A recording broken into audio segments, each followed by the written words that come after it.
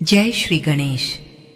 सभी प्रिय साथियों को बुधवार का दिन भगवान श्री गणेश को समर्पित है। ये बुधवार व्रत विशेष रूप से उन लोगों द्वारा रखा जाता है जो जीवन में आर्थिक प्रगति, व्यापार में सफलता, दाम्पत्य जीवन में मधुरता और मन की शांति पाना चाहते हैं। ये कथा है, एक था गांव जिसका नाम था शांतिपुर। नाम में शांति जरूर थी, पर उस गांव के एक छोटे से कोने में एक टूटी फूटी झोपड़ी में अभावों का एक भंवर सा था। यहीं रहते थे माधव और उसकी पत्नी लक्ष्मी। माधव एक किसान जिसका नाम तो माधव था, पर उसके जीवन में कोई माधुर्य नहीं था, बस सूखा रूखा और संघर्ष। उसकी जमीन छोटी थी, फसलें अक्सर रूठ जाती थीं और गरीबी ने उनके घर को अपना स्थायी पता बना लिया था।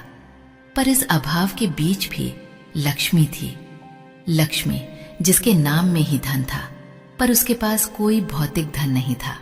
उसके पास था तो बस अटूट विश्वास और हृदय में बसी एक निर्मल अविरल भक्ति। लक्ष्मी का रंग सांवला था, हाथ हमेशा काम में जुटे रहने के कारण खुरदुरे, और आंखें, हाँ उसकी आंखें, वे हमेशा एक शांत गहरी आस्था से चमकती रहती थीं। उसकी भक्ति का केंद्र था सबके दुख हरने वाले प्रथम पूज्य विघ्नहर्ता भगवान गणेश। माधव बेचारा, उसकी आंखें तो बस खेत की मिट्टी, आसमान के बादल और खाली पड़े अन्न भंडार को देखती थी। उसे लक्ष्मी की ये अनमोल भक्ति समझ ही नहीं आती थी। वो तो बस सोचता था, इस पूजा पाठ से क्या होगा, पेट तो तब भरेगा जब खेत में दाना उगेगा। ये औरत भी ना बस अपना समय बर्बाद करती रहती है। लक्ष्मी का एक नियम था जो उसने वर्षों पहले अपने मन में, अपनी आत्मा में, अपने हर श्वास में उतार लिया था। हर बुधवार को ब्रह्म मुहूर्त में, जब पूरब में सूरज की पहली किरणें धरती को सहलाने की कोशिश कर रही होती थीं, लक्ष्मी उठ जाती थी। वो एक छोटा सा पीतल का लोटा लेती, अपनी पुरानी फटी हुई साड़ी को ठीक से लपेटती और निकल पड़ती थी गंगा जल लाने। गंगा मैया की जय, उसके होंठ धीरे से बुदबुदाते। गांव से गंगा घाट तक का रास्ता कोई आसान नहीं था, कच्चा पथरीला, कहीं कीचड़ तो कहीं कटीली झाड़ियां। सुबह के धुंधलके में वो रास्ता और भी विकट लगता था, पर लक्ष्मी के मन में एक ही धुन सवार रहती थी, गणेश जी को गंगा जल अर्पित करना है, उनकी कृपा से ही तो सब ठीक होगा। सप्ताह दर सप्ताह, महीने दर महीने ये सिलसिला चलता रहा। कभी तेज धूप में उसका माथा पसीने से भीग जाता, होंठ सूख जाते और पैर जमीन की तपिश से जलने लगते। कभी मूसलाधार बारिश में वो पानी से तरबतर, कीचड़ से सनी हुई फिसलन भरे रास्ते पर संभल संभल कर चलती, और अक्सर तो क्या, हर बार वो अपने मन में मुस्कुराती। उसके पैरों में कांटे चुभ जाते थे, छोटे छोटे नुकीले तीखे कांटे। आह उफ, एक सिसकी हल्की सी, फिर वो तुरंत खुद को संभाल लेती। कोई बात नहीं, ये तो परीक्षा है, मेरे गणेश जी तो सब जानते हैं, ये दर्द तो कुछ भी नहीं मेरी भक्ति के आगे। कभी कभी तो उसके पैर इतने जख्मी हो जाते कि घर आने तक उनमें से खून रिसने लगता। माधव जब देखता तो उसका मन खीज से भर जाता। अरे ओ लक्ष्मी, वो चिढ़कर कहता, देख फिर खून बह रहा है, क्या मिलता है तुझे इस ढोंग से?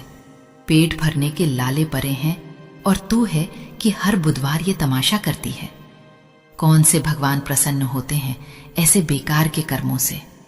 अगर इतने ही प्रसन्न होते तो क्या हमारी झोपड़ी में सोने की बारिश हो जाती? लक्ष्मी कुछ नहीं कहती थी, वो बस चुपचाप अपने जख्मी पैरों पर हल्दी चूना लगाती और उसकी आंखों में वही शांत अविचल आस्था तैरती रहती थी।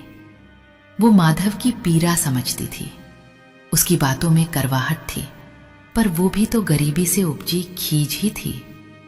माधव तो बस बाहरी दुनिया देखता था, वो उस अदृश्य डोर को कहाँ देख पाता था जो लक्ष्मी को उसके गणेश से बांधे हुए थी। एक शाम माधव फिर खींच उठा। लक्ष्मी, इस बार भी फसल अच्छी नहीं हुई। सावन रूठ गया है, मेघ बरसते नहीं, कहां से अन्न आएगा? बच्चे भूखे मरेंगे क्या? और तू है कि फिर बुधवार के लिए तैयारी कर रही है, उसने रूखे स्वर में कहा। माधव जी, लक्ष्मी ने धीरे से कहा, विश्वास रखिए, मेरे गणेश जी सब जानते हैं, उनकी कृपा कभी व्यर्थ नहीं जाती। कृपा? माधव हंसा। कौन सी कृपा? जहां से आता है वहां से लाती हूं, और जहां से आता है वहीं पर अर्पित करती हूं। अरे, अगर इतनी ही भक्ति है तो तू क्यों नहीं अपने भगवान से एक बार कहकर सारी गरीबी दूर करवा देती? बस पैर छलनी करती रहती है। ये बात सुनकर लक्ष्मी की आंखें नम हो गईं, पर उसने अपने आंसुओं को भीतर ही पी लिया। वो जानती थी माधव की बातें उसके दुख से जन्मी थीं। उसका विश्वास कभी डगमगाया नहीं, बल्कि और दृढ़ होता गया।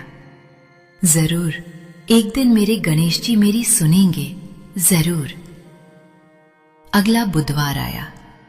आसमान में सुबह से ही काले बादल छाए हुए थे। हवा में नमी थी और ऐसा लग रहा था जैसे मूसलाधार बारिश बस होने ही वाली है। लक्ष्मी उठी अपने नियम के अनुसार, पर इस बार उसके शरीर में कुछ अधिक ही थकान थी। रात भर वो खेतों में पानी देने के लिए भागी दौड़ी थी और अब उसका बदन टूट रहा था। आज मत जा लक्ष्मी, माधव ने उसकी तरफ देखे बिना कहा। बाहर आंधी तूफान जैसा माहौल है और तेरे पैर भी तो अभी ठीक से ठीक नहीं हुए हैं। नहीं माधव जी, लक्ष्मी ने दृढ़ता से कहा, ये मेरा व्रत है। मेरे गणेश जी प्रतीक्षा कर रहे होंगे, चाहे कुछ भी हो जाए मैं जरूर जाऊंगी। माधव ने सिर धुन लिया। जा जा, कर ले अपना ढोंग, एक दिन तू इन्हीं कांटों में फंसकर रह जाएगी। उसकी आवाज में एक निराशा थी। लक्ष्मी मुस्कुराई। उनकी इच्छा के बिना तो एक पत्ता भी नहीं हिलता माधव जी, फिर मेरे साथ कैसे कुछ गलत हो सकता है? उसने अपना लोटा उठाया और निकल पड़ी। रास्ता पहले से कहीं ज्यादा मुश्किल था। कीचड़ घुटनों तक भर चुका था और कंटीली झाड़ियां बारिश के कारण और भी ज्यादा आक्रामक लग रही थीं। आसमान में बिजली करक रही थी और बादलों की गर्जना से पूरा वातावरण गूंज रहा था। लक्ष्मी के कदम भारी थे, उसके पैरों में पहले से ही जख्म थे और अब नए कांटे बार बार चुभ रहे थे। आह, उफ! इस बार सिसकी कुछ गहरी थी। दर्द की एक लहर उसके पूरे शरीर में दौड़ गई। वो हर कदम पर लरखरा रही थी, पर उसकी आंखों में गणेश जी का वही सौम्य रूप तैर रहा था। नहीं, मैं रुक नहीं सकती, मुझे जाना ही है। उसने जैसे तैसे गंगा घाट तक का सफर तय किया। गंगा मैया, जो आमतौर पर शांत और शीतल रहती थी, आज उनकी लहरें भी उफन रही थीं, मानो लक्ष्मी की परीक्षा ले रही हों। लक्ष्मी ने कांपते हाथों से लोटा भरा। गंगा जल के स्पर्श से उसे थोड़ी स्फूर्ति मिली। बस अब तो मंदिर तक ही जाना है। वापसी का रास्ता और भी दुष्कर था। बारिश तेज होती जा रही थी। हवा के झोंके उसे पीछे धकेल रहे थे। उसके पैर अब पूरी तरह से बेजान हो चुके थे। हर कदम पर एक नया दर्द, एक नई पीड़ा। हे गणेश जी, हे मेरे विघ्नहर्ता, शक्ति दो, बस मंदिर तक पहुंच जाऊं। वो बुदबुदाई। उसकी आवाज बारिश के शोर में कहीं दब गई। गांव के मंदिर की सीढ़ियां अब दूर नहीं थीं। वो कुछ ही कदम दूर थीं जब अचानक एक तेज हवा का झोंका आया। लक्ष्मी ने संतुलन खो दिया। उसके हाथों से पीतल का लोटा छूट गया और गंगा जल जमीन पर बिखर गया। नहीं! उसके मुंह से एक करुण चीख निकली। उसी क्षण उसके पैरों में एक गहरा भयानक कांटा चुभा। ऐसा लगा जैसे उसकी सारी शक्ति, सारी चेतना उसी एक पल में छिन गई हो। उसकी आंखों के सामने अंधेरा छा गया। लोटे के टूटने और गंगाजल के बिखरने का दुख और पैरों का असह्य दर्द, वो सब मिलकर एक ऐसा बोझ बन गया जिसे वो और नहीं उठा सकी। गणेश जी, उसका धीमा टूटा हुआ स्वर। और फिर लक्ष्मी जमीन पर गिर पड़ी, बेहोश। बारिश की तेज धार उसके निष्प्राण शरीर को धो रही थी, जैसे गंगा मैया स्वयं उसके पावन शरीर का अभिषेक कर रही हूं। माधव, जो घर में बेचैनी से टहल रहा था, अपनी पत्नी के लौटने की प्रतीक्षा कर रहा था। जब बहुत देर हो गई और तूफान थमने का नाम नहीं ले रहा था, तो उसके मन में डर समाने लगा। कहीं कुछ हो न गया हो। वो पगली औरत इतनी जिद्दी है। वो लालटेन लेकर बाहर निकला। गांव की गलियां सूनी थीं, सिर्फ बारिश और हवा का शोर था। वो चिल्लाया, लक्ष्मी, ओ लक्ष्मी, कहां है तू? कोई जवाब नहीं। माधव का दिल जोरों से धड़कने लगा। वो दौड़ा, जहां जहां लक्ष्मी हर बुधवार जाती थी, उन रास्तों पर। मंदिर के पास पहुंचते ही उसने देखा, कीचड़ में बारिश में भीगी हुई लक्ष्मी का शरीर पड़ा था। उसके पास ही टूटा हुआ लोटा और बिखरा हुआ गंगाजल। लक्ष्मी! माधव चीखा। ये चीख उसके हृदय से निकली थी, जिसमें खींच नहीं बल्कि गहरा भय और चिंता थी। वो भागा लक्ष्मी के पास। उसने उसे उठाया। उसका शरीर ठंडा पड़ चुका था। उसके पैर जख्मी थे और उन पर ताजे कांटों के गहरे निशान थे। माधव ने लक्ष्मी को घर लाया। उसने उसे सूखे कपड़े पहनाए, आग जलाई और रात भर उसके पास बैठा खुसे।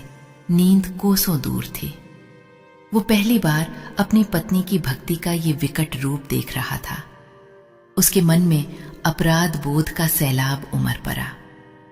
मैंने उसका मजाक उड़ाया, उसकी आस्था पर हंसा। हे भगवान, अगर इसे कुछ हो गया तो मैं क्या करूंगा?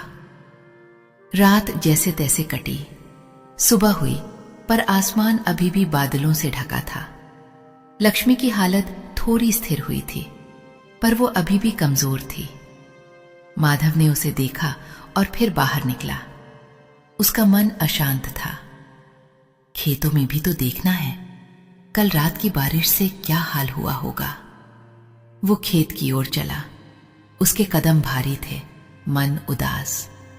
खेत की मेर पर पहुंचकर उसने जो देखा, वो उसकी कल्पना से भी परे था। उसकी आंखें फटी की फटी रह गईं। उसके होंठ खुले के खुले रह गए। वहां जहां कल तक सिर्फ सूखी बंजर जमीन थी, जहां उसकी फसलें अक्सर सूख जाती थीं, आज वहां ये क्या है? माधव के मुंह से अनायास निकला। खेतों में हरी भरी फसलें लहलहा रही थीं, और वे सिर्फ हरी भरी नहीं थीं। उन फसलों के बीच सूर्य की हल्की किरणों में कुछ ऐसा चमक रहा था मानो सोना बिखरा पड़ा हो। पीली सुनहरी बालियां, एक एक दाना मोतियों जैसा चमकता हुआ। हवा के हल्के झोंके से वे ऐसे हिल रही थीं जैसे लाखों दिए एक साथ झिलमिला रहे हों। हर दाना इतना भरा हुआ, इतना परिपूर्ण। ये कोई सामान्य फसल नहीं थी, ये तो कोई दिव्य चमत्कार था। खेत के कोने कोने तक, जहां तक नजर जा रही थी, सिर्फ और सिर्फ स्वर्ण सी चमकती फसलें, जैसे धरती ने अपने सारे रत्न उगल दिए हों। माधव जमीन पर घुटनों के बल बैठ गया। उसकी आंखों से आंसू झरझर बहने लगे। ये खुशी के आंसू थे, आश्चर्य के आंसू थे, और सबसे बढ़कर पश्चाताप के आंसू थे। हे गणेश जी, उसके मुंह से निकला। उसकी आवाज रूंध गई थी। हे मेरे विघ्नहर्ता, मैंने क्या समझा था? मैंने आपकी कृपा को, लक्ष्मी की भक्ति को मजाक समझा था। मुझे क्षमा करें प्रभु। वो अपने हाथों से उस सुनहरी फसल को छूने लगा। एक एक दाना इतना ठोस, इतना जीवनदायक। उसने मिट्टी को उठाया और अपनी आंखों से लगाया। इस मिट्टी में उसकी लक्ष्मी के रक्त के कण भी तो मिले थे, उसके पैरों से निकले रक्त के कण जो उसकी भक्ति की गवाही थे। हे भगवान, मेरी पत्नी, मेरी लक्ष्मी, वो रो पड़ा। वो सच्ची थी, उसकी भक्ति सच्ची थी। मैं अज्ञानी, मैं अंधा, जिसने कभी देखा ही नहीं कि उसके घर में कितनी बड़ी तपस्विनी रहती है। वो भागा भागा सीधे मंदिर की ओर। मंदिर पहुंचकर उसने गणेश जी की प्रतिमा के सामने माथा टेक दिया। उसका सिर जमीन से छू गया। हे गणनायक, हे सिद्धि विनायक, मुझे क्षमा करें। मैंने आपकी और मेरी पत्नी की सच्ची भक्ति का अपमान किया। मैंने उसके हर दर्द का, उसके हर समर्पण का मजाक उड़ाया। मैं कितना मूर्ख था। उसके आंसू गणेश जी के चरणों को भिगो रहे थे। उसकी आत्मा का सारा मैल आज धुल रहा था।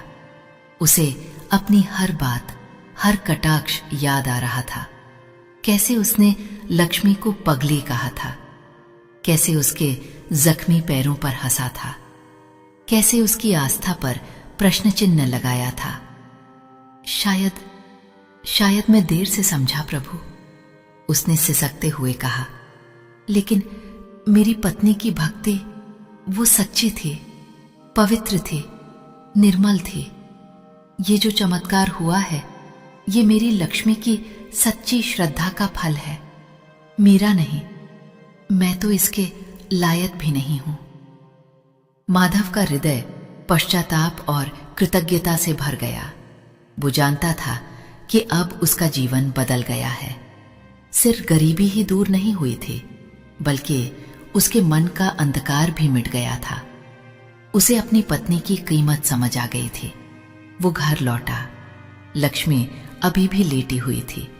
उसकी आंखें खुली थीं, पर उनमें थकान थी। माधव उसके पास गया। उसने लक्ष्मी के जख्मी पैरों को उठाया और अपनी आंखों से लगाया। फिर वो फूट फूट कर रो पड़ा। लक्ष्मी, उसने कहा। उसकी आवाज में वो करवाहट नहीं थी, सिर्फ प्रेम और सम्मान था। मुझे माफ कर दे मेरी पत्नी, मैंने तुझे कभी समझा ही नहीं। तेरी भक्ति ने आज हमें जीवन दान दिया है। तूने तो हमें सोना ही नहीं दिया, बल्कि सच्ची आस्था का पाठ भी पढ़ाया है। लक्ष्मी की आंखों में आंसू आ गए। ये आंसू दुख के नहीं, बल्कि वर्षों के इंतजार के थे कि उसका पति उसकी आस्था को समझे। उसने अपना कमजोर हाथ उठाया और माधव के सिर पर रखा। आपकी आंखें खुल गई माधव जी, मेरे लिए बस यही सबसे बड़ा फल है, उसने धीरे से कहा। गांव वालों ने जब खेतों में स्वर्ण सी लहलहाती फसल देखी तो वे सब अचंभित रह गए। उन्होंने माधव और लक्ष्मी की कथा सुनी। सबने एक स्वर में कहा, ये लक्ष्मी की सच्ची भक्ति का ही चमत्कार है। ऐसी आस्था तो किसी विरले में ही होती है। उस दिन के बाद माधव और लक्ष्मी का जीवन बदल गया। वे अब गरीब नहीं थे, पर सबसे बड़ी दौलत जो उन्हें मिली थी वो थी माधव का लक्ष्मी की भक्ति पर विश्वास और उसके प्रति अगाध प्रेम। माधव ने हर बुधवार को लक्ष्मी के साथ गणेश जी की पूजा करनी शुरू कर दी। वो अब लक्ष्मी के पैरों में चुभे कांटों को निकालने में उसकी मदद करता था और उसके जख्मों पर मरहम लगाता था। लक्ष्मी के पैरों में अभी भी कांटे चुभते थे, पर अब वे उसे चुभते नहीं थे। वे तो अब उसके लिए उसकी अटूट श्रद्धा और उसके गणेश की कृपा का प्रतीक बन गए थे। और हर बुधवार को जब वो गंगाजल लेकर आती थी तो उसके पैरों से खून नहीं बहता था, बल्कि उसके हृदय से, उसके नेत्रों से भक्ति और आनंद की धारा बहती थी। ये कथा सिर्फ एक चमत्कार की नहीं है, ये कथा है उस अटूट विश्वास की जो हर बाधा को पार कर जाता है। ये कथा है उस श्रद्धा की जो सबसे बड़े अंधकार को भी प्रकाश में बदल देती है। ये कथा है एक गरीब किसान की पत्नी की, जिसने अपने आंसुओं और रक्त के कणों से धरती पर स्वर्ण पुष्प उगा दिए थे। और ये कथा है उस अज्ञानी पति की, जिसकी आंखें देर से ही सही पर सत्य को पहचान गईं और जिसने अपनी पत्नी की सच्ची भक्ति के सामने सिर झुका लिया। क्या आप नहीं समझते, यही तो हमारे सनातन धर्म का मूल है, विश्वास, समर्पण और प्रभु की असीम कृपा। प्रिय साथियों, इस वीडियो में बुधवार की पावन व्रत कथा यहीं पर समापन होती है। हम कामना करते हैं कि भगवान विघ्नहर्ता की कृपा आप सभी पर बनी रहे। जय श्री गणेश। जय हो विघ्नहर्ता।